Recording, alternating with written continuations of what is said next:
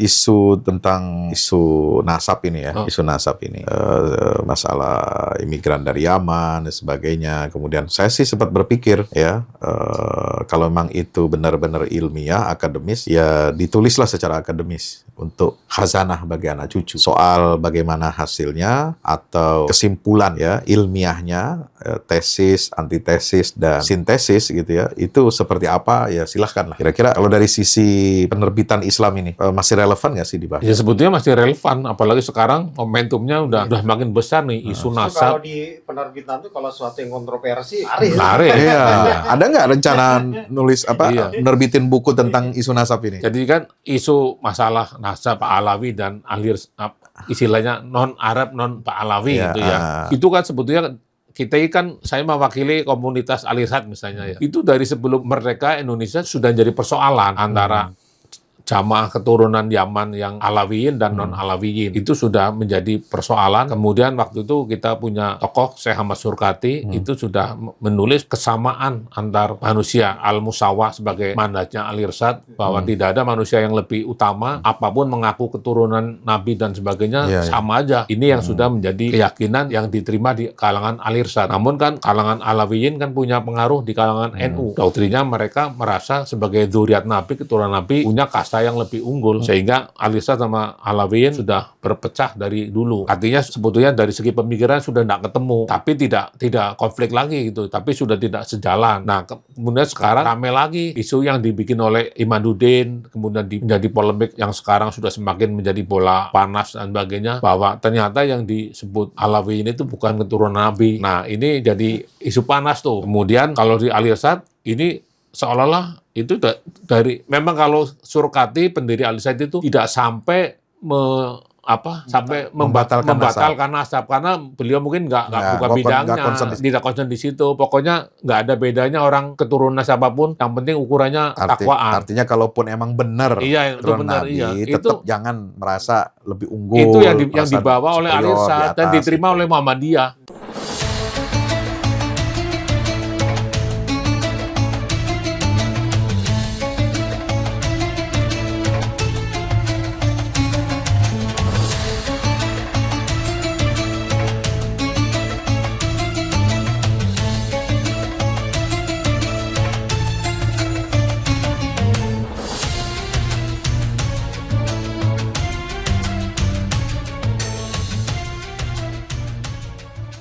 Bismillahirrahmanirrahim. Assalamualaikum warahmatullahi wabarakatuh. Waalaikumsalam. Alhamdulillah, wassalatu wassalamu ala rasulillah wa ala alihi wa sahbihi wa la hawla wa la quwata illa billah. Teman-teman, pemirsa nge-share, alhamdulillah kali ini kita berjumpa kembali.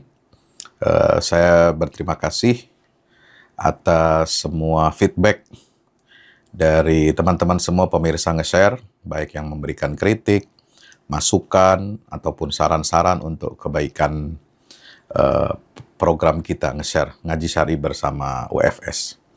Alhamdulillah, seperti yang teman-teman lihat sekarang tampilan studio kita baru nih, baru kita renovasi, alhamdulillah.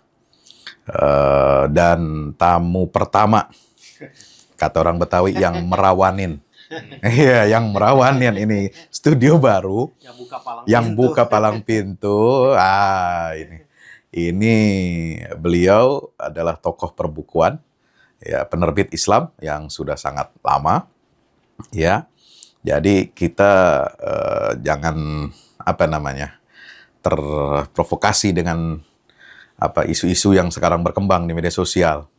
Ya, Arab imigran lah, Arab Yaman lah. Ini yang merawanin studio saya nih, beliau ini tokoh, ya, keturunan Arab. Ya, ngape lo?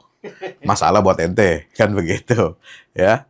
Nah, oleh sebab itu kita langsung saja berkenalan, kita ngobrol tentang seputar dunia perbukuan, percetakan buku-buku Islam di Indonesia bersama Bapak Thohir Bawazir selaku Direktur Pustaka Al-Kautsar, dan di kiri saya ada Ustadz Arta Wijaya, ya, redaktur senior di Pustaka Al-Kautsar. Assalamualaikum. Waalaikumsalam warahmatullahi wabarakatuh. Gimana kabarnya, Ustadz? Alhamdulillah. Sehat ya? Alhamdulillah. Nggak nyasar kemari?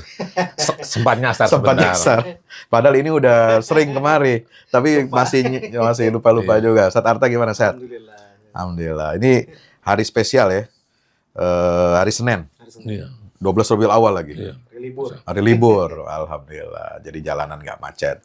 Nah, bisa sedikit cerita nih. Pustaka Al-Kautsar ini berdiri tahun berapa? Assalamualaikum warahmatullahi wabarakatuh. Ya, Assalamualaikum warahmatullahi wabarakatuh. Pustaka Al-Kautsar berdiri tahun 1989. 89. Jadi sudah umurnya udah 35 tahun. Alhamdulillah udah Alhamdulillah. cukup pengalaman ya. Dan sudah nerbitin buku aja sudah lebih dari 3.000 judul. 3.000 judul? Iya. Luar biasa. Alhamdulillah. Itu baik yang tulisan asli maupun terjemahan? Iya. Kira-kira berapa persen antara yang tulisan karya dengan terjemah dari bahasa lain? Ya masih banyak terjemah sekitar 60% lah. 60% 40% lokal. Tapi sekarang penulis-penulis lokal kan banyak Ya. karakterisnya buku komik, buku novel, buku cerita anak itu hampir semuanya lokal. Lokal Ya, semua, kalau ya. buku dewasa memang masih didominasi terjemahan. Buku-buku pemikiran, Iya. harokah, ya, sirah, tafsir, Iya, iya. atau fikih gitu ya, Masya Allah. Kenapa dinamain Al-Kautsar? Ada hubungannya kah sama ayat Inna A'tainakal Kautsar? Iya, Nah, itu nanti dihubungkan dengan apa? Muhibin. Habib ini kan suka pakai ayat ini Oh, untuk menunjukkan keutamaan keluarga Nabi. Gitu. ya kita Ini sih emang antum keluarga Nabi nih?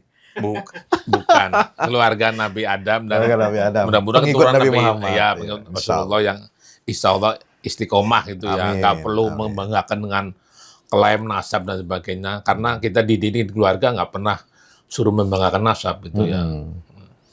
Dan untuk buku-buku tadi nama Al-Kautsar itu ya memang kita terinspirasi dari surat pendek itu Inna A'tainakal Kautsar sebagai karunia yang banyak itu. Alhamdulillah banyak. karena banyak jadi nggak bisa habis. Alhamdulillah sampai sekarang Sampai aja sekarang. masih bisa eksis itu. Ya tahun 89 Pak Thohir langsung yang mimpin atau ada sebelumnya dari orang tua, ini bisnis buku ini dari orang tua atau langsung? Bukan, saya itu di keluarga nggak ada yang berinteraksi dengan dunia perbukuan. Oke. Saya merintis dunia ini ya dulu dibantu paman saya. Sebetulnya orang tua saya kepinginnya namanya punya anak lulus sarjana kerja kantoran, tapi saya mengambil pilihan untuk menjadi penerbit. Ya waktu itu sempat belajar dari penerbit Pustaka Mantik di Solo.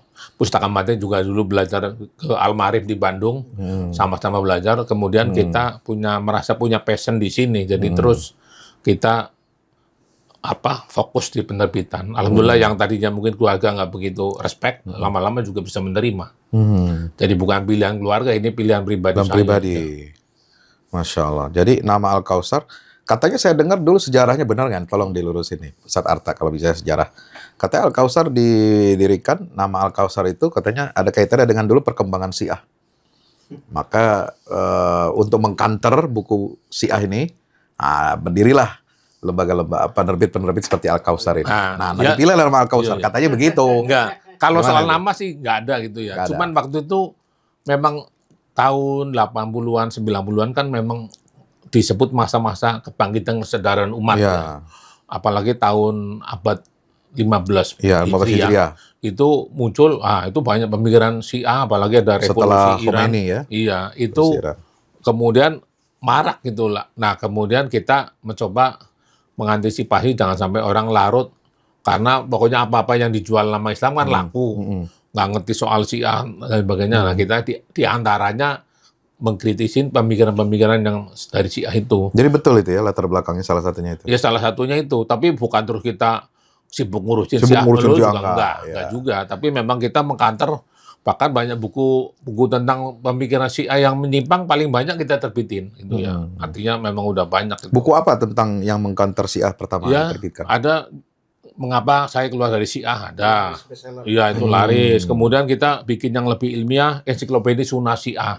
Alias Salus itu ya? Iya, ada 4 perbedaan Sunni dan Syiah dari segi akidah, tafsir, fikih, dan hadis. Ya. Itu dikupas lengkap. Jadi kalau yang mau serius ada bukunya 2 jilid.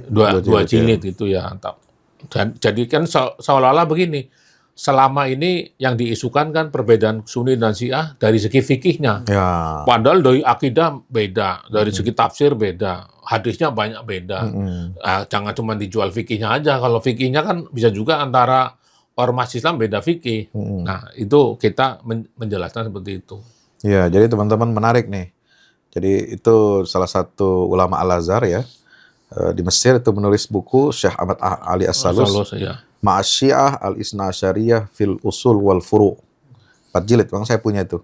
Dulu saya beli edisi Arabnya itu ini banget, kucel gitu. Iya, bukunya Buku aslinya malah dekil, kita kucel. terbitin agak mewah. Wah, ya. diterbitkan oleh beliau mewah nih, luar biasa. Pernah mendatangkan beliau ke sini penulisnya? Enggak, tapi saya Al-Kausar sering mengundang penulis-penulis Timur Tengah itu ya.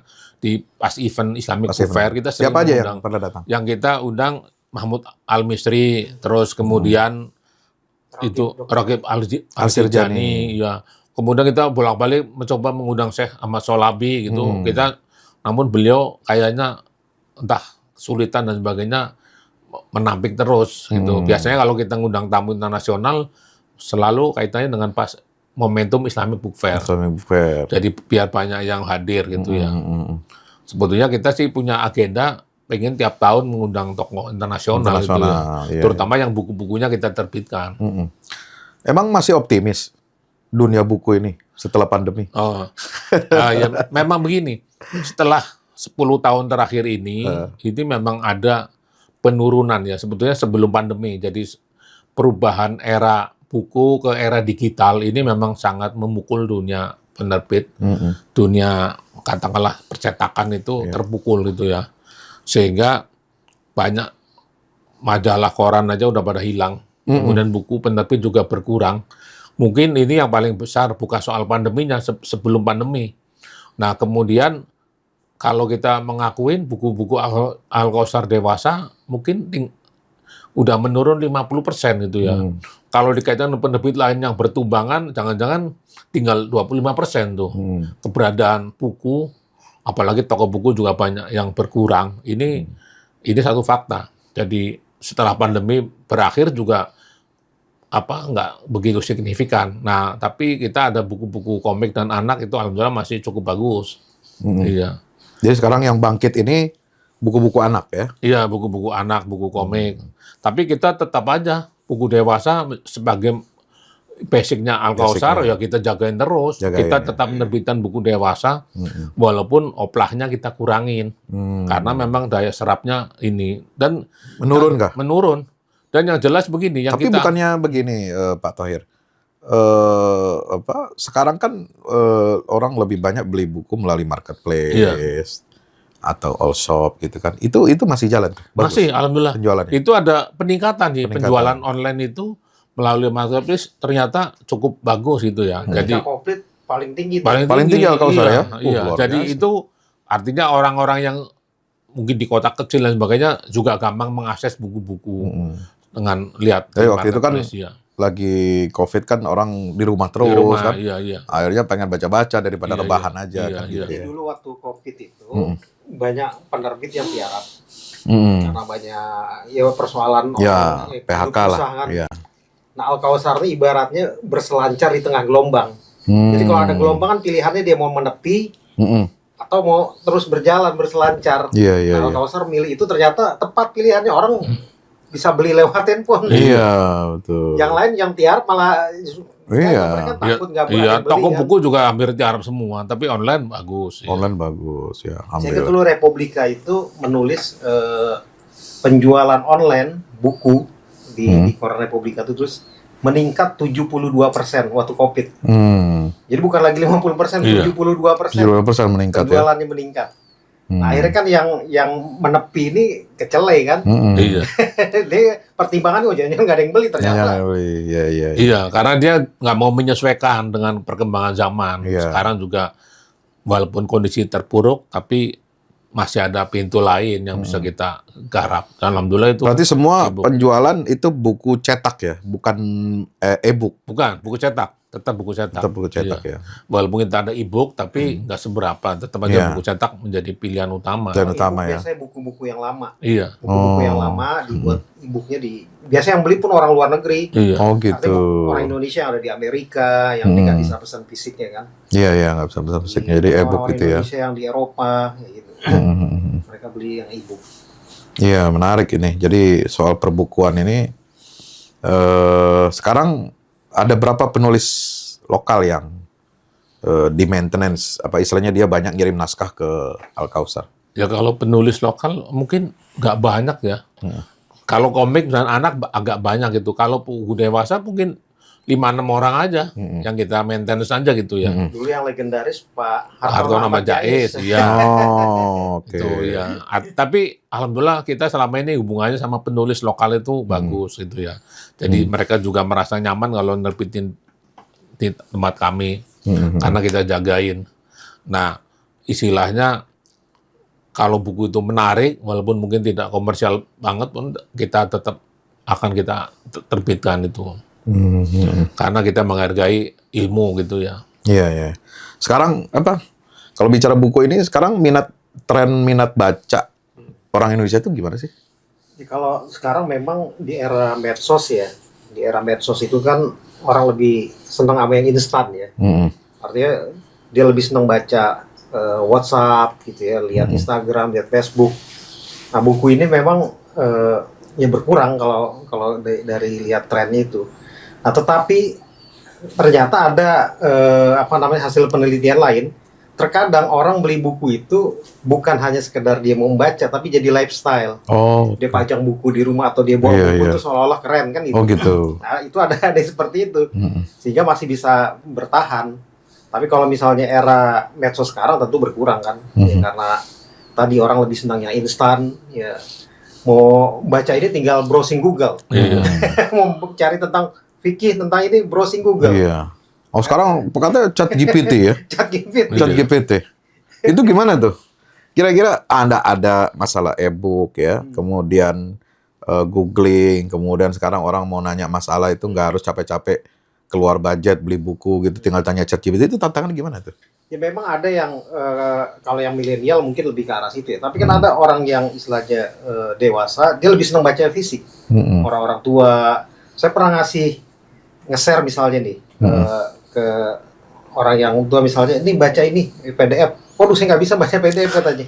Yang penting buku fisiknya kan ada juga. Iya capek mata ya. Sampai, iya kita juga sampai ya. Iya betul. Nggak nikmat baca Atau buku kan PDF. banyak juga yang gaptek kan ada juga. Yang artinya nggak ngerti teknologi, lebih senang baca buku fisik. Dan kecenderungan orang yang suka baca itu, dia baca pasti itu kan ditandai itu. Iya, ada coretan. Coretannya dikasih keterangan. Itu orang ini masih ada, orang-orang kayak gini masih ada. Dan itu yang jadi pembaca itu. Nah, menarik. Kemarin saya baca ada di berita itu Irlandia bukan Irlandia. Iya Irlandia. Irlandia ya. Kata yang Finlandia ya. Finlandia itu sistem pendidikannya paling baik di dunia, sistemnya ya. Dan kembali ke buku tulis dan pena. Jadi udah nggak pakai laptop lagi. Itu bagaimana tuh? Iya. Ini kok bisa begitu gitu sekarang zaman ya? Nah itu mungkin gini, menghindari kayak semacam tadi orang instan dalam belajar ya. Iya. Sehingga kalau dulu kan satu contoh lah ketika saya di pesantren nih untuk meneliti satu hadis aja kita harus nurunin kitab tuh. Iya. Teliti benar-benar. Kalau sekarang tinggal Maktabah Samila atau tentang di Google gitu ya. Ini kan perbedaan seperti ini. Nah, mungkin orang di Finlandia itu ingin mengembalikan ke tradisi yang benar-benar dulu orang belajar tuh serius seperti itu. Nggak mengandalkan teknologi. Teknologi kan bisa error. Iya. Sekarang misalnya nih ada buku yang bentuknya PDF scanan ya. Scanning itu bisa jadi error. Hurufnya hilang atau apa. Nggak bisa jaminan. Nah, makanya ada sebagian kampus juga yang mensyaratkan referensi itu dia benar harus kembali ke buku ya. Nggak bisa misalnya ke Google atau apalagi Wikipedia kan tergantung siapa yang menginput. Iya. Pak Thohir diinput salah bisa salah, jadi input tanggal lahirnya salah, itu tergantung yang input ke Wikipedia. Yang jelas buku fisik punya banyak kelebihan. Pertama komprehensif itu ya, mendetail menjelaskan satu masalah. Kalau orang udah menggunakan media sosial itu pasti yang instan seolah-olah inti-intinya aja. Jadi malas berpanjang-panjang. Nah, buku kan menampilkan satu pemikiran yang utuh dan panjang. Nah, mungkin orang harus dikembalikan ke yang lebih komprehensif, jangan yang instan-instan semacam itu. Iya. Nah, makanya untuk menjembatani anak-anak milenial ini, generasi Gen Z ini, Al-Kausar kan menerbitkan komik. Itu kan sebenarnya pengantar agar orang Baca anak-anak buku muda serius. baca buku gitu loh. Nanti dia Oh. misalnya kalau baca buku sejarah berat, Ya, berat. dengan dibantu visualisasi kan mudah, enak. Mm-mm. Saya aja sekarang seneng tuh kalau baca komik sejarah. Saya bilang ini membantu banget. Misalnya baca tentang Kesultanan Turki, Mm-mm. Al-Fatih, atau tentang Salahuddin Al-Ayyubi. Timbang kita baca buku yang tebal dengan komik yang dibantu gambar, lebih cepat orang menyerapnya. Nah, itu Iya, sebenarnya jembatan aja ya. Jembatan agar anak-anak muda ini cinta buku gitu. Mhm. Iya, iya.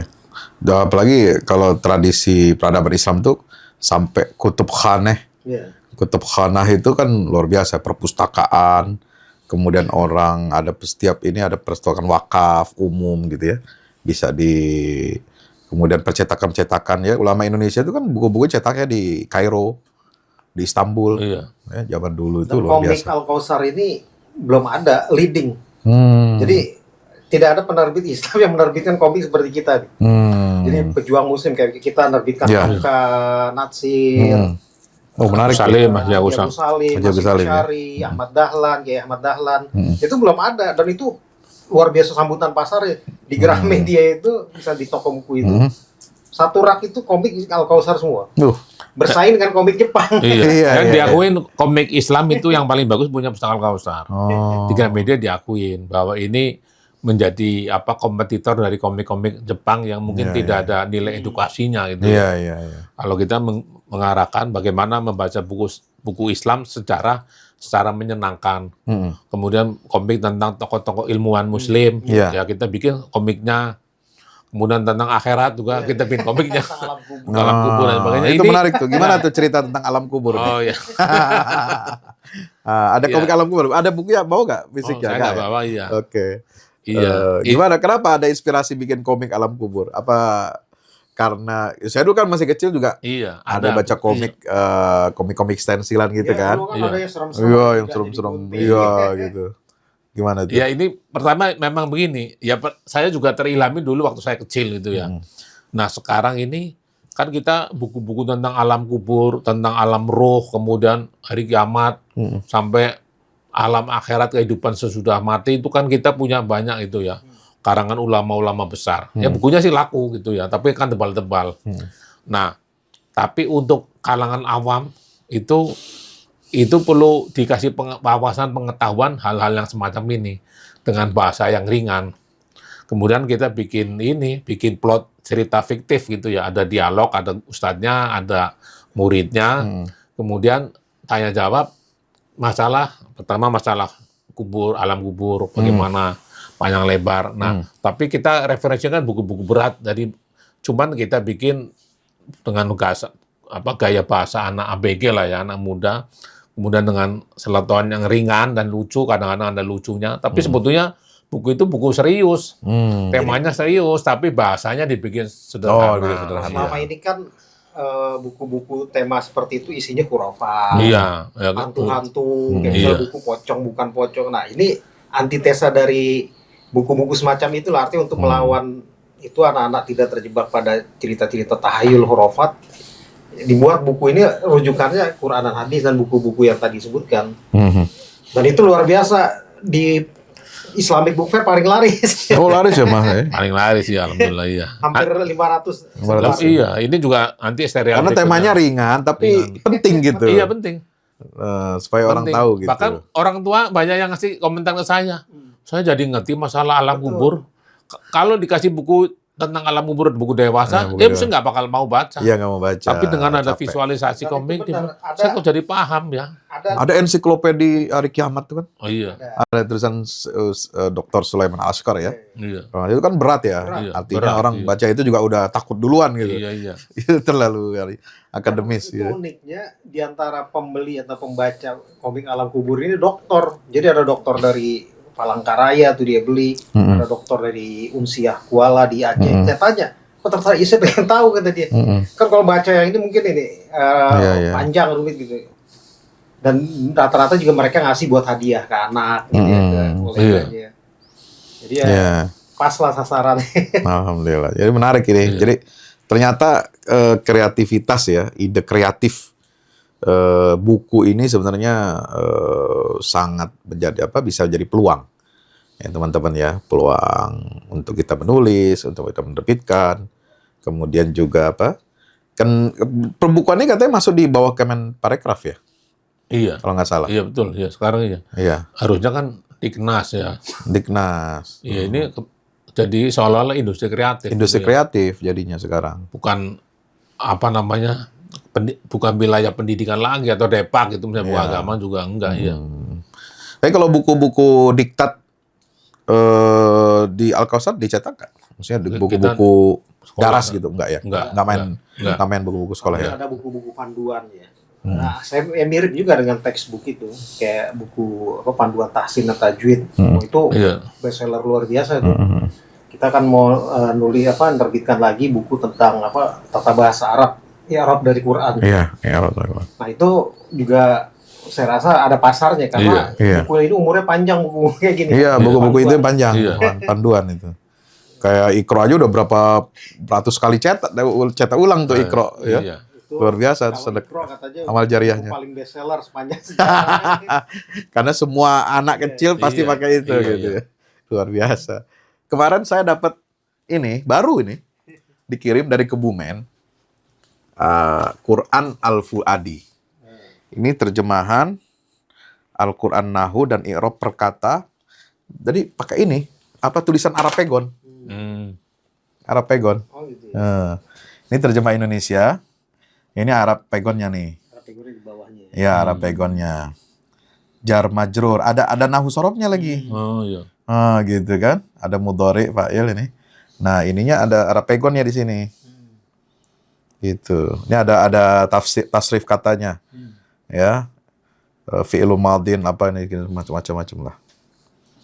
Ini pembacanya harus orang khusus nih. Itu dia. Jadi kalau yang Para pengen ustadz ini. tahu i'rab Iya. ya, nahu Al-Qur'an ini ada Iya, iya. di sini, ya. Cuma belum yang belum cetakan yang Arab Pegonnya ada, nanti belum selesai mereka. Ini saya Iya, iya. ini dari pimpinan daerah Muhammadiyah Kebumen yang membiayai ini. Iya. Alhamdulillah. Jadi kalau kita bicara buku ini sekarang dunia perbukuan ya untuk kontribusi kita untuk meningkatkan ya kecerdasan umat ya. Peradaban Islam ini kan harus kuat literasinya gitu. Nah, gimana strategi yang bisa dilakukan oleh lembaga-lembaga Islam ini atau ormas-ormas Islam supaya bisa meningkatkan kualitas literasi keagamaannya untuk mendorong kemajuan. Karena buku-buku di kita itu gimana ya? Pertama orangnya udah malas baca buku. Ya, orang kuliah, sekolah juga sekarang udah terlalu berat bebannya ya untuk baca buku gitu. Nah, sekarang apa yang bisa dilakukan oleh pemerintah ya, ormas-ormas Islam gitu untuk mencerdaskan kehidupan bangsa? Gitu. Gimana menurut Anto? Ya, kalau menurut saya gini, kayak di Mesir lah ya. Di Mesir itu kan banyak buku yang bersubsidi ya. Artinya disubsidi oleh pemerintah. Di Saudi juga. Artinya ada keberpihakan pemerintah dalam dunia perbukuan untuk menguatkan literasi rakyat gitu ya. Nah ini di Indonesia saya rasa belum ada gitu ya. Selama ini kan yang ada cuman proyek, misalnya kementerian ini butuh buku proyek ini baru dia jalan, atau kita yang mengajukan tender gitu loh. Itu pun juga terkadang ya sulit karena kita tahu kan sistem ya harus ada ordal atau apa gitu, itu yang kadang memberatkan. Tetapi kayak misalnya di Saudi itu ada buku yang memang disubsidi oleh pemerintah gitu, buku-buku bagus, dan orang beli itu dengan harga yang subsidi gitu. Termasuk juga di Mesir juga begitu ada subsidi gitu. Nah, satu contoh lagi yang saya rasa ini yang menarik gitu ya, di Malaysia. Malaysia itu kan sebenarnya sebelumnya jauh tertinggal dari kita soal perbukuan nih. Mereka banyak membeli buku-buku kita. Artinya buku-buku bahasa Indonesia mereka nggak susah untuk cari ya kan. Belakangan justru saya rasa dia makin pesat tuh. Terakhir kemarin ya sekitar bulan Maret atau bulan Juni. Juni. Akhir Mei sama awal Juni Itu yang pameran. ada Kuala Lumpur International Book Fair itu membludak yang hadir. Jadi 2 tahun belakangan ini Kuala Lumpur International Book Fair itu luar biasa hadir. Nah, pengunjungnya 1.800.000 orang 1.800.000. Nah, selama bisa, 10 hari. kenapa bisa begitu? Karena keterlibatan pemerintahnya, Dr. Anwar Ibrahimnya sebagai Perdana Menteri datang, terus pamerannya disesuaikan dengan libur sekolah. Jadi selama seminggu itu memang libur sekolah, jadi orang luar biasa itu. Nah itu saya pikir keberpihakan pemerintah itu diantaranya melalui subsidi gitu ya. Kalau ormas misalnya bisa juga melalui wakaf kan. Iya. Jadi membeli ke pencetak penerbit buku kemudian diwakafkan. Kalau ini berjalan kan banyak lembaga wakaf juga. Banyak dana-dana umat yang dia bisa beli kemudian sebarkan buku itu ke daerah-daerah. Kalau ini berjalan kan sebenarnya bagus gitu loh. Nah ini yang sekarang yang berjalan wakaf paling Quran. Iya. Iya. Nah, buku belum. Iya. Tapi penerbitan menarik ya. Penerbitan Quran ini sekarang paling banyak dan keuntungannya juga luar biasa. Itu nggak tertarik nerbitkan Quran? Sebetulnya kalau Quran kita juga punya Quran itu ya. Cuman tata niaga penjualan mushaf Quran itu sebetulnya udah nggak terlalu sehat itu ya. Jadi belum tentu penerbit itu untung banyak. Saya punya teman yang fokus di penerbitan mushaf itu, dia bilang saya cari untung sedikit banget gitu ya. Tapi yang paling banyak untung justru toko. Tahu nggak? Lah dia ngambil untung sekitar katakanlah di bawah 10%. Tapi kan kita untuk nyetak mushaf itu kan harus cetak banyak, kemudian investasi panjang, kemudian juga namanya orang jual beli ada kemungkinan rusak, hilang, dan tidak terbayar itu barangkali masih ada. Nah ini bagi kami ini udah susah mainnya itu. Ada yang memang sudah pakar di mushaf, ya udahlah kita main di buku aja, karena tata niaga mushaf ini bagi Al-Kausar ini udah nggak terlalu sehat itu ya. Bahkan ada yang model main kasar ke toko, minta dispensasi, tapi ngasih fee tertentu, produk kompetitor disingkirkan dan sebagainya, itu juga ada. Nah, ya udah kita main buku ini. Karena kalau produk buku, pertama kan produknya spesial, nggak mungkin ada kompetitor yang sama gitu. Yang kedua, munculkan karya-karya dari penulis-penulis baru, nah kita lebih apresiasi seperti itu. Walaupun cetaknya nggak banyak gitu ya. Nanti ada yang bilang kok buku sama mushaf kok mahalan buku. Ya jelas, buku nyatanya sedikit, katakanlah sekarang cuma 2.000. Lah kan cost-nya besar, ada buat penulis, buat macam-macam gitu ya. Nah, tapi saya ada kebanggaan kalau ada sebuah karya buku muncul, kemudian penulis merasa bukunya diapresiasi dan sebagainya, ya ini kita lebih tertarik fokus di buku aja, udah biarkan mushaf ada pemainnya yang lain, masing-masing kita punya wilayah kerja, semuanya kan fastabiqul khairat gitu. Iya. Ini nggak tertarik misalnya bikin, saya kan kita ada lembaga Baitul Maqdis Institute ya. Ini kan kita bicara kurikulum nih, kurikulum supaya bagaimana peserta didik kita, anak-anak kita itu mengenal Baitul Maqdis, mengenal Palestina, mengenal sejarah Nabi Ibrahim sampai ke Nabi Muhammad, bagaimana Palestina itu, terus kemudian ada penjajahan Zionis gitu ya di era modern ini. Ini kan perlu, nggak bisa orang hanya mengenal Palestina Baitul Maqdis hanya sekedar musiman, apalagi dari media sosial. Jadi engagementnya itu nggak kuat gitu loh. Iya. Nah, kalau dia saya berpikir kalau ini dijadikan kurikulum, ini kan akan lebih menguat, mengakar gitu.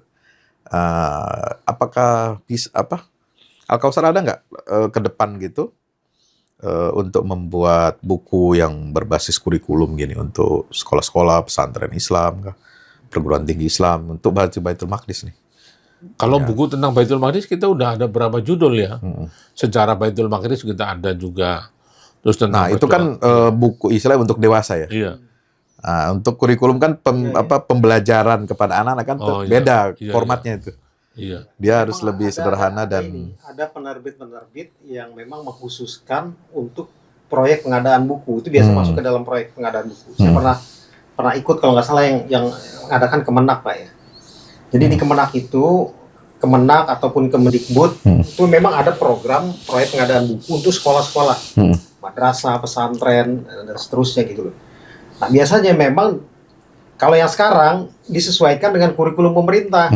Ya ada istilah kurikulum merdeka ya. Yeah. Itu disesuaikan. Nah ini yang kadang berbeda dengan keinginan penerbit kan isinya kan. Kadang itu nah yang mau masuk ke situ ya harus nurut itu.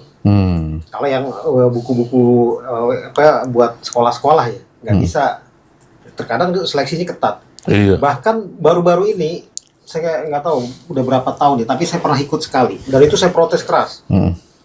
MUI mengadakan satu lembaga namanya Lembaga Pentasih. Lembaga Pentasih. Wah itu saya protes keras tuh, saya datang tuh. Saya bilang apa ini maksudnya? Apa mau ada sensor? Gitu loh terhadap buku-buku Islam. Dan uniknya pembicaranya Densus. Cuma gitu, pembicaranya Densus 88. Berarti kan ada apa itu? Ini kan arahnya ke lembaga sensor. Saya juga kaget tuh. Ada di MUI dibuat lembaga baru itu setelah Munas tahun 2020 kemarin. Ya, awal COVID itu. Kok ada nih lembaga baru? Apa maksudnya gitu? Ya kalau misalkan seperti Majma' Buhus Al-Azhar itu menyeleksi, menyensor buku dan menilai mana buku yang layak beredar atau tidak, wajar. Karena sebagai lembaga otoritas Islam tertinggi kan, semua buku-buku tentang keagamaan ya, khusus agama, itu kan tidak boleh sembarangan diproduksi, ditulis gitu ya. Tapi sensornya jelas, sensornya kepentingan untuk menjaga kemurnian Islam. Bukan ditumpangi dalam tanda petik agenda-agenda politik gitu. Memang kan yang uniknya itu tadi saya katakan. Terus kira-kira tanggapan Densus gitu, penerbit Islam gimana yang lain tanggapannya? Kalau kita baru sekali ikut ya pertemuan itu, saya protes, saya bilang ini apakah arahnya nanti akan menjadi lembaga sensor yang orang hanya karena berbeda pemahaman soal fikih misalnya kemudian dibredel. Beda dengan pemerintah dibredel gitu ya. Atau mengoreksi pemerintah dibredel. Satu itu, yang kedua, saya pertanyakan kok bisa ada dari Densus 88 ya apa kaitannya Densus sama buku gitu. Saya kaget juga pembicaranya Densus 88. Wah, itu kita protes keras. Apalagi dalam pertemuan itu mereka melansir video-video yang diduga yang disebut mereka jaringan teror, buku-buku radikal. Buku-buku radikal, termasuk tokoh-tokohnya. Karena ada satu tokohnya yang saya nggak perlu cerita lah. Saya protes, saya bilang kok bisa tokoh itu disebut teroris, sedangkan dia udah ikrar terhadap NKRI, udah menyatakan secara terbuka di media massa ikrar bahwa dia setia pada NKRI, tapi masih ditampilkan videonya dengan narasi tokoh teroris. Bayangin, itu kan, ini. Dan jamaahnya udah dibubarin katanya. Udah dibubarin. Nah, makanya saya bilang sama waktu itu, dan Densus itu bukan Densus yang artinya penampilannya beda, makanya berjenggot, iya gitu. Jadi kita nggak tahu kalau dia itu Densus, kalau dia nggak ngomong kan, dari Densus gitu.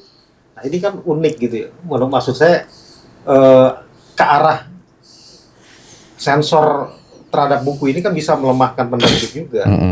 Kalau pertimbangannya hanya sekedar perbedaan-perbedaan yang tidak substansial, kecuali misalnya melanggar pakem aliran sesat yang udah ditetapkan oleh MUI. Nah, itu boleh lah gitu ya. Jadikan itu. Atau MUI fokus aja ke situ. Jadikan itu sebagai santai, nggak usah ngajak lembaga anti teror. Betul. Kalau itu yang diajak berarti kan ada orang curiga ada kepentingan apa, apakah ada pendanaan dari situ. Nah itu yang terjadi. Pernah nggak mengalami masalah sengketa copyright dengan penulis luar negeri nih misalnya? Kebetulan di sini di Indonesia ternyata dicetak oleh beberapa penerbit gitu. Pernah mengalami nggak masalah itu? Kalau yang langsung nggak, tapi pernah melihat sengketa copyright itu dengan antar penerbit. Tapi nanti biasanya IKP kan di IKP ini kan semacam lembaga mewakili penerbit, biasanya diselesaikan internal dulu. Iya. Islah dulu gitu. Iya, diislah dulu, dijembatanin ada tim hukum IKP. Tapi ada juga yang sampai penerbit, antar penerbit sampai ke pengadilan juga ada. Itu ya kita sayangkan juga sih kalau sampai. Padahal biasanya penulis, terutama ulama ya, dia kan ngasih izin aja. Semua diberikan izin gitu. Nggak ada hak cetak eksklusif hanya milik satu penerbit tertentu. Nah kadang-kadang di sini diterjemahkan beda. Ini harus eksklusif nih. Padahal kayak misalnya penulis-penulis populer kan, Kordowi, Wahbah Zuhaili itu kan siapa aja boleh nyetak. Iya. Yang penting memberitahu, memberitahu, kemudian mengirimkan bukti ini sudah cetak gitu. Kalau soal royalti kan itu kan nanti tergantung ya, apakah beliau berkenan mau atau menentukan syarat itu atau enggak gitu kan. Biasanya memang yang minta royalti dari penulis-penulis luar itu mereka yang punya semacam lembaga think tank untuk melahirkan buku kayak Dr. Ragib Sirjani. Iya. Tapi kalau jadi dia kan punya kantor penulis. Saya baru tahu di Indonesia mungkin nggak ada. Iya. Jadi ada kayak bursa kepenulisan dia punya. Dia mungkin ada timnya, nanti dia tinggal baca, tinggal ACC ya. Ada penelitinya lah. Iya, ada artinya memang kerjanya benar-benar sebagai penulis. Nah, uang royaltinya itu buat bayar itu. Iya. Mereka penulis yang lain seperti Solabi kan nggak punya. Bahkan kita berapa menerbitkan buku yang diterbitkan oleh penulis-penulis Turki, penulis Eropa. Ketika kita tanya apakah kita buat perjanjian copyright untuk royalti, enggak katanya. Enggak masalah, kirim aja kami sampel hasil bukunya itu. Misalnya 3 eksemplar atau apa. Seperti itu banyak kan. Masya Allah, alhamdulillah. Nah, terkait dengan isu dunia Islam kan banyak. Ada Palestina, ada Rohingya, ada Uighur ya. Ada apa lagi tuh, isu-isu panas lah ya. Pernah nggak menerbitkan isu-isu dunia Islam ini? Ada buku gitu ya, yang secara ilmiah, akademis, ataupun populer lah. Ya kita, kalau isu paling banyak buku Al-Kausar ya tentang isu. Banyak kan Palestina ya? Palestina paling banyak. Dulu waktu itu kita juga pernah mengalami masa nggak enak tuh. Buku Baca Dunia Islam Kontemporer menyebutin tentang ada baca kristenisasi di Indonesia. Bukunya Zaman Orde Baru itu bukunya di Bredel tuh. Oh gitu. Kita jadi urusan sama kejaksaan. Padahal buku itu tebel dan membicarakan Indonesia cuman 1 halaman atau 2 halaman. Memang menohok. Jadi penulis itu Dr. Ali Garissa. Ali Garissa Dari Madinah itu. Iya. Dari Madinah. Dia nulis tentang kristenisasi di pemerintahan Orde Baru. Iya. Tentang pengusaha-pengusaha itulah segala macam. Iya. Itu bikin marah. Iya. Saya waktu itu mau membuang yang nggak enak karya orang. Ya udah saya perhalus saja bahasanya. Tapi jadi masalah juga walaupun dia memuji misalnya pemerintah Orde Baru berhasil memberantas komunisme di Indonesia. Dipuji. Iya. Namun sayang umat Islam dengan pemerintah. Namun kok marak gerakan kristenisasi. Nah itu waktu itu kan Orde Baru lagi jaya-jayanya ya, bukunya jadi di Bredel. Ya mungkin ada yang mantau, ngelaporin kan gitu. Iya. Ngelaporinnya cuma kecil aja tuh, 1 halaman, 2 halaman. Iya betul. Itu banyak. Bukunya itu Hadir Al-Alam Al-Islam. Hadir Al-Alam Islami, iya. Kemudian diterjemahkan Wajah Dunia Islam Kontemporer. Itu sempat laris nih. Laris ya. Ya terus isu-isu pokoknya keislaman termasuk internasional maupun keindonesiaan. Al-Kausar insya Allah paling banyak bukunya ya. Dulu yang paling banyak merespon isu-isu nasional terutama aliran sesat ya Al-Kausar. Terus waktu Aceh Dom itu kita nerbitin buku Aceh Bersih Bandara laris. Iya. Terus isu Gus Dur yang nyeleneh mengatakan Quran itu kitab yang porno kita juga bikin juga. Iya. Munculnya berbagai gerakan aliran sesat. Pernah di demo dong sama Banser? Ya, ya paling telepon-telepon doang. Kita telepon ya. Ya saya bilang, loh kita kalau ini menerbitkan buku mengkritik Ahmadiyah, Syiah itu suka dapat teror nggak? Iya, karena banyak nyebut LDI ya, gitu. Pertama pas lagi bedah bukunya. Iya, diganggu sama LDI. Oh gitu. Nah sebetulnya LDI kan kita punya pijakan Majelis Ulama telah menyatakannya sebagai aliran sesat. Cuman ganti nama aja mereka. Dari Islam Jamaah menjadi LDI. Itu penulisnya Pak Hartono itu pernah dikepung sama ribuan orang. Dikepung. Acara dia itu ribuan orang. Jadi sampai dia diamankan di ruang. Waktu bahas LDI. Baru bahas LDI. Bukunya kan tidak khusus LDI ya. Judulnya Paham dan Aliran Sesat di Indonesia. Iya. Tapi di situ ada LDI. Itu sampai seperti itu. Bahkan kalau di Islamic Book Fair sampai polisi datang. Iya. Karena LDI merasa dia udah berlindung di Golkar gitu, di penguasa. Terus berlindung juga sempat di MUI. Di MUI. Waktu ada paradigma baru. Iya. Itu. Tapi padahal paradigmanya tidak pernah baru ya sama dari dulu aja. Nah, sekarang kan MUI mulai moratorium ya. Iya. Istilahnya mengatakan ada penyimpangan nih sekarang ini. Iya. Ternyata nggak serius mereka membuat Sekarang mengikuti justru paradigma baru. Yang kita khawatirkan ini orang mulai permisif terhadap aliran sesat. Kayak misalnya nih Ahmadiyah dan Syiah ini sekarang udah mulai dia ke kampus-kampus tuh cari dukungan dan didukung gitu loh. Artinya dengan acara misalnya dialog antar iman atau apa segala macam. Orang nanti kan lama-lama biasa menganggap itu, padahal Ahmadiyah Syiah kan mungkin gedoknya juga pakai istilah minoritas ya. Iya. Nah, dulu kebinekaan. Kita berhari-hari demo ribuan turun. Iya. Sekarang orang udah seperti lupa, bahkan udah menganggap biasa. Saya bilang tadi udah permisif. Orang melihat Ahmadiyah udah seperti biasa lagi. Bahkan ada yang mengatakan kalau ada yang menyebut Ahmadiyah sesat itu orang jahat. Itu ada sampai seperti itu. Ada video seperti itu. Iya. Apalagi Ahmadiyah, masalah yang di luar Islam aja kita udah mulai welcome. Iya. Sampai masjid menjadi masjid rumah bersama. Iya. Nah, itu kan sudah lebih jauh lagi tuh. Perlu ada yang nulis tuh. Itu. Rumah besar kemanusiaan. Bukan Lah, hanya umat Islam. Lah ya kok namanya Pas giliran umat Islam mau nginep, disuruh keluar. Lah ya kan masjid kok menjadi rumah umat bersama, gimana Ini kan urusannya? Seperti ini kan karena memang rezimnya mungkin berpihak kepada mereka. Sehingga mereka berani merasa ada backup. Kalau dulu kan mereka nggak berani. Iya. Kalau sekarang yang merasa ada backup, merasa dilindungi, ya, saling memanfaatkan, ya akhirnya berani pada muncul. Baik Syiah, Ahmadiyah, semuanya sekarang udah terang-terangan. Iya. Itu memprihatinkan banget, seolah-olah perjuangan kita bertahun-tahun gitu mengawal akidah umat, ya, akhirnya seperti ini. Nah, isu lain selain itu tadi dunia Islam yang pernah ditulis kemudian disosialisasikan, katanya ada buku tentang Uighur ya? Iya, pernah juga. Ini salah satu buku kita yang Belum lama kan? belum lama. Ya kita menulis tentang bahaya kolonisasi Cina itu di dunia Islam. Kemudian juga bagaimana penderitaan minoritas Dan Muslim bahasanya Uighur. judulnya genosida Iya, terhadap Uighur. iya. Nah, itu ternyata Itu gimana ceritanya bisa ada penulis asli Uighur kemudian bukunya diterjemahkan? ya beliau kan punya orang di Indonesia, punya penerjemahnya gitu. Menawarkan di kami. Saya kira buku itu menarik dan ilmiah gitu, apalagi Dan sudah di luar negeri bestseller. udah Bestseller, dijual di Amazon.com. Oh. Jadi kan artinya bukan kaleng-kaleng lah. kaleng-kaleng.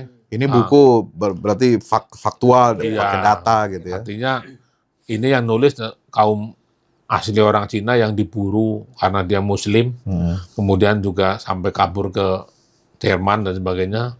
Dulu sempat ke Saudi juga, terus ke Jerman, jadi warga negara Jerman. Dia bilang, ya sebagai orang Muslim minoritas di Uighur sana, ya kondisinya sangat memprihatinkan. Kalau kita lihat di Gaza itu anak kecil dibunuh, kalau di Uighur dimurtadkan sama pemerintah komunis Cina. Nah, makanya kita terbitin juga nyatanya juga diganggu juga.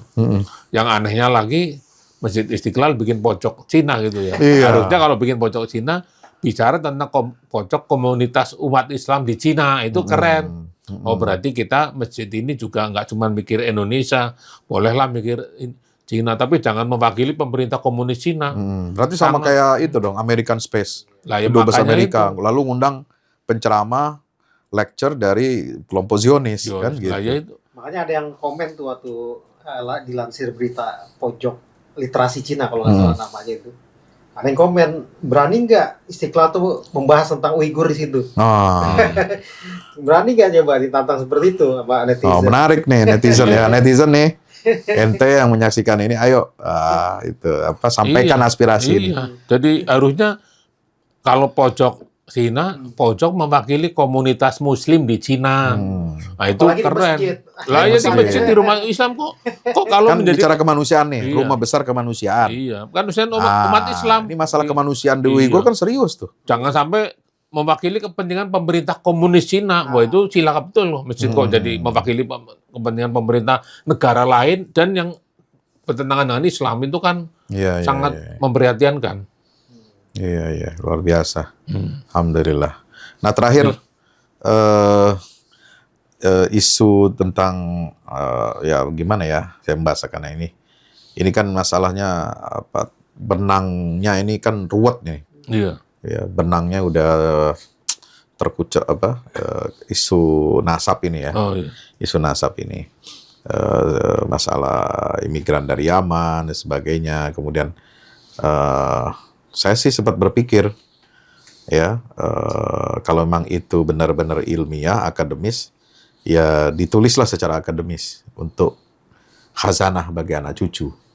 Soal bagaimana hasilnya atau apa namanya, kesimpulan ya ilmiahnya, tesis, antitesis dan sintesis gitu ya, itu seperti apa ya silahkanlah gitu. Nah, kira-kira kalau dari sisi penerbitan Islam ini, masalah ini masih relevan nggak sih dibahas gitu? Ya sebetulnya masih relevan, apalagi sekarang momentumnya udah makin besar nih isu Kalau nasab. di penerbitan tuh kalau sesuatu yang kontroversi lari. Lari. Iya.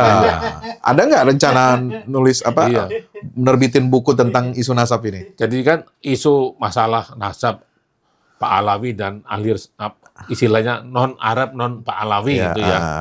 Itu kan sebetulnya kita ini kan saya mewakili komunitas Alirsat misalnya ya. Itu dari sebelum merdeka Indonesia sudah jadi persoalan antara jamaah keturunan Yaman yang Alawiyin dan non Alawiyin. Itu sudah menjadi persoalan.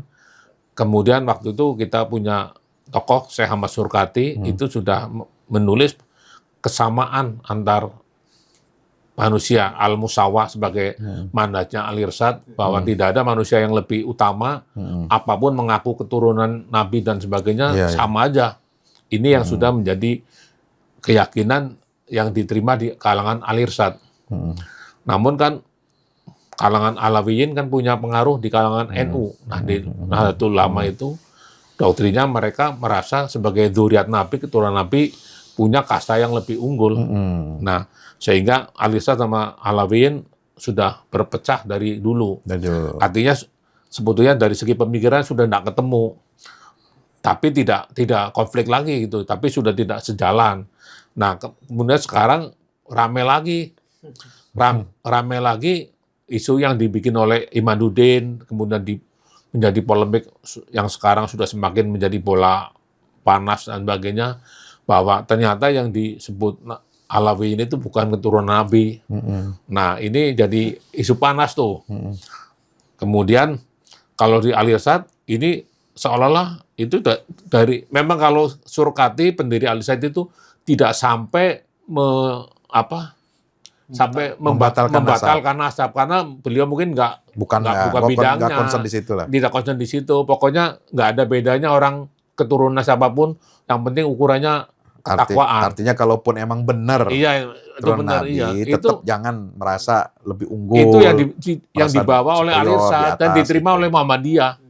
Namun kan Alawiyin diterima di kalangan NU. Nah, kemudian mereka merasa menjadi golongan yang paling unggul dan diunggulkan.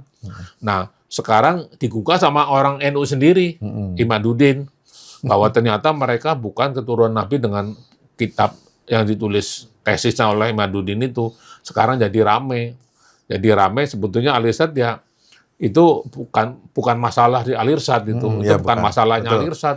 Al-Irsyad sudah menolak dari zaman dulu. Iya, apalagi dengan embel-embel Habib dan sebagainya. Nah, sekarang kan kita nggak suka gitu. Tapi kita menghormatin orang karena ilmunya, ketakwaannya, kesolehannya, ya kita tetap hormatin.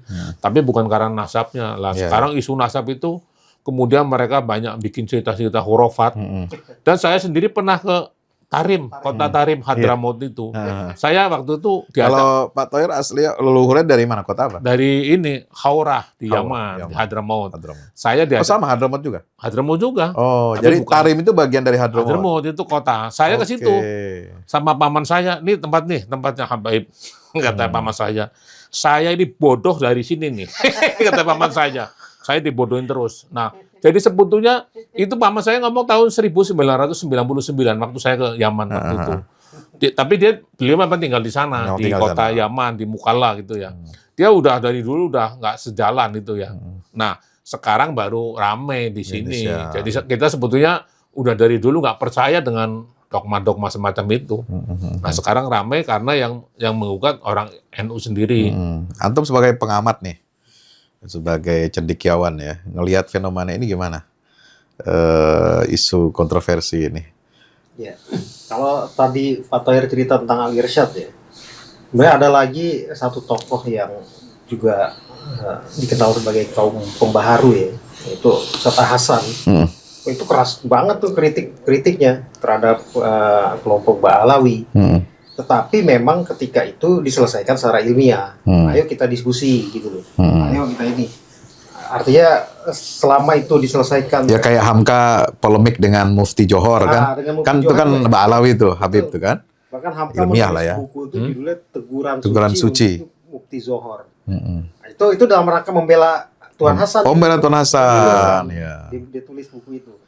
Nah harusnya kan dari pihak Habaib kalau mau memang itu ya harus bisa dibuktikan secara ilmiah melalui forum ilmiah. Nah, setelah terjadi forum ilmiah itu ya kita hidup lagi biasa gitu. Satu itu, yang kedua mereka juga harus adil. Misalnya kalau mereka mempersoalkan kelompok-kelompok yang mempersoalkan nasab gitu ya, mereka juga selama ini kan kalau menurut saya belum pernah lihat gitu ada pernyataan terbuka misalnya dari kelompok yang punya otoritas dalam persoalan nasab ini. Misalnya dia mengatakan kepada para habaib yang sering cerita khurafat, yang cerita tahayul, berhenti, nggak boleh. Kalau nggak saya cabut kehabiban misalnya kayak gitu ya. Atau nggak lagi dianggap misalnya, kan nggak pernah ada. Atau dari tokoh yang selama ini misalnya membela nasab, nggak pernah ada. Bicara mengkritik misalnya habaib yang gaya hidupnya kita tahu sendirilah, dilihat di medsos kan. Kemudian sering menjual kuburan-kuburan keramat, menjual khurafat, tahayul. Kalau mau adil ini dihentikan juga, diserukan untuk dihentikan. Iya, gitu. iya. Itulah masalahnya lahan duitnya di situ. Selama ini kan nggak ada. Nah, jadi solusinya itu selesaikan secara ilmiah melalui forum diskusi. Setelah itu bisa hidup lagi dengan damai gitu ya. Yang kedua, hentikan itu. Artinya ini kan bertentangan yang namanya khurafat, tahayul gitu ya, cerita-cerita yang nggak benar atau gaya hidup yang tidak mencerminkan keturunan Rasulullah. Apa Rasulullah seperti itu gaya hidupnya? Iya. Malah itu memfitnah Rasul. Fitnah, iya. Itu Nabi sudah luar biasa itu Rasul difitnah sama mereka itu.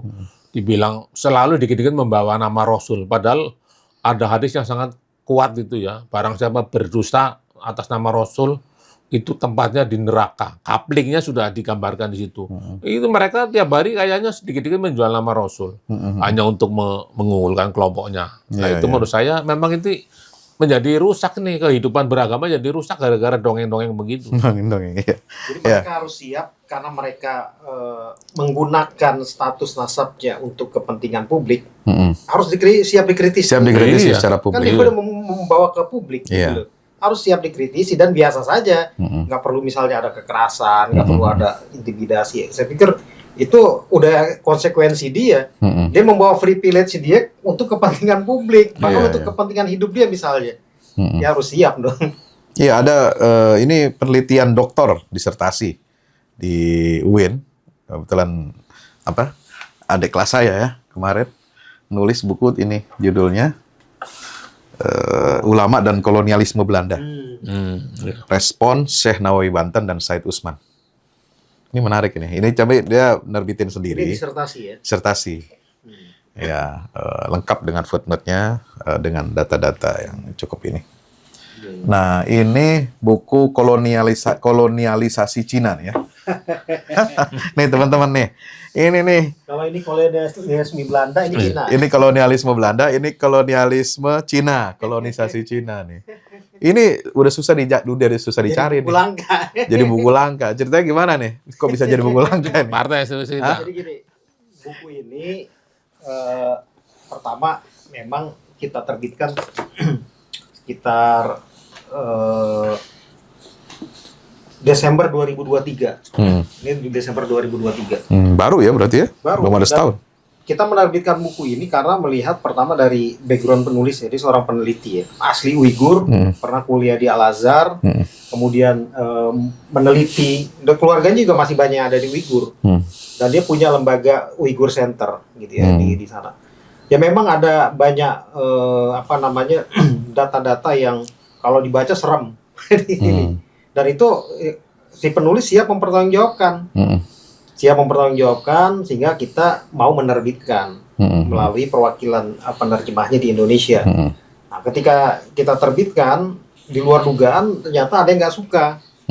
Kita heran kok bisa nggak suka sama buku kemudian datang demo, harusnya dibalas sama buku dong. Gitu. Iya. Apalagi mengaku sebagai misalnya mahasiswa. Iya. Dan mengintimidasi kita juga. Dan mengintimidasi, harusnya ini zaman udah modern, udah maju, udah reformasi, harus selesaikan dengan buku juga. Iya, kan wacana ilmiah di counter dengan bahasa ilmiah juga, tulis penulis. Berkali-kali mengatakan saya siap berdialog. Kalau misalnya ada yang Sering ke Indonesia juga penulisnya. sering ke Indonesia.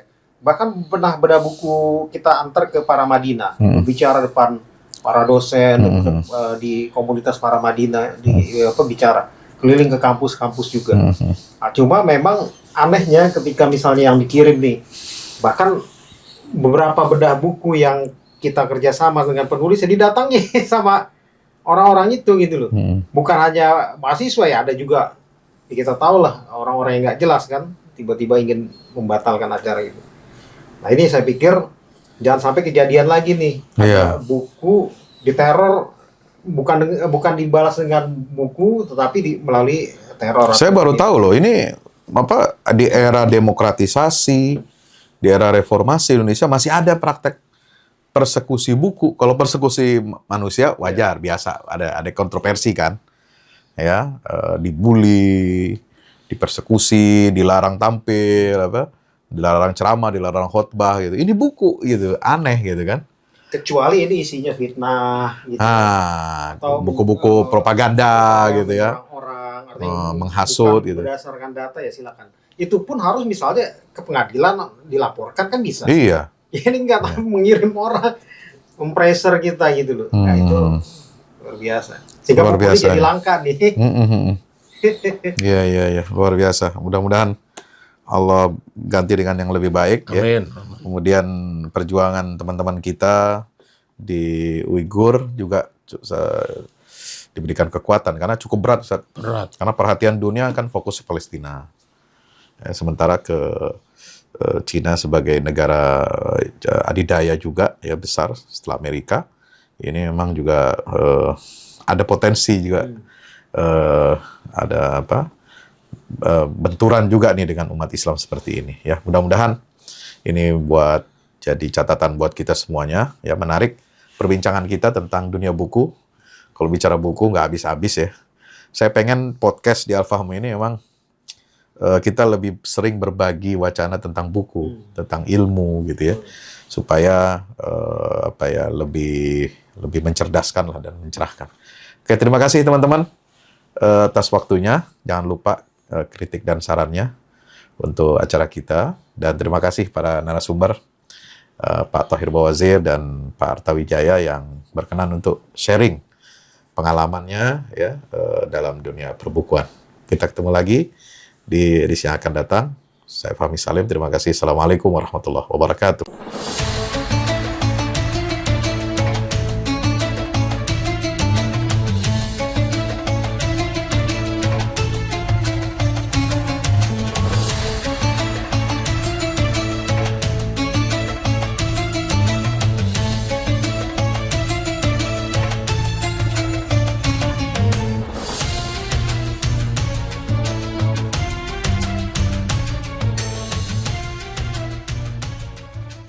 Assalamualaikum warahmatullahi wabarakatuh. Tahniah, barakallahu fikum untuk guru kita semua, Kiai Haji Fahmi Salim LCMA. Masya Allah, tabarakallah, launching 2 buku Al-Mukarram, buku Wahai Anakku dan Runtuhkan Zionis. Dan selamat tahniah juga untuk peresmian gedung Al-Fahmu Institute, Pusat Dakwah Al-Quran. Pada 26 Sya'ban, hari Kamis, 1445 Hijrah, bertepatan dengan 7 Maret 2024. Saya, adik kelas Ustadz Fahmi Salim di Mesir, merasa ikut bahagia, ikut senang. Sekali lagi, tahniah, ajmal at-tahani, ungkapan selamat yang terindah untuk Kiai Haji Fahmi Salim LCMA. Barakallahu fikum. Wassalamualaikum warahmatullahi wabarakatuh.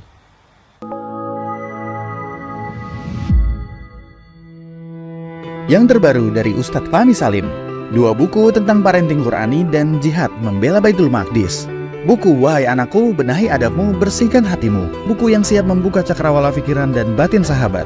Buku Wahai Anakku, Benahi Adabmu, Bersihkan Hatimu disusun dengan mengambil inspirasi dari buah pena Imam Al-Ghazali, Ayyuhal Walad. Buku ini diformat dengan dialog orang tua pada anaknya. Meski begitu, dialog ini bisa dibaca secara umum bagi para calon orang tua untuk anak-anaknya kelak. Bentuk dialog kami dapati banyak dipakai dalam kisah-kisah di Al-Quran ketika menerangkan soal pengasuhan. Misalnya antara Nabi Ibrahim dan Nabi Ismail atau Luqman dan putranya. Hadirnya buku ini semoga menjadi penambah keilmuan kita agar tidak salah dalam membentuk generasi penerus yang menjadi pewaris amal jariah kita. Meninggalkan mereka, anak-anak kita sebagai investasi amal soleh yang akan terus mengalir kepada kita. Dapatkan buku Wahai Anakku, Benahi Adabmu, Bersihkan Hatimu segera.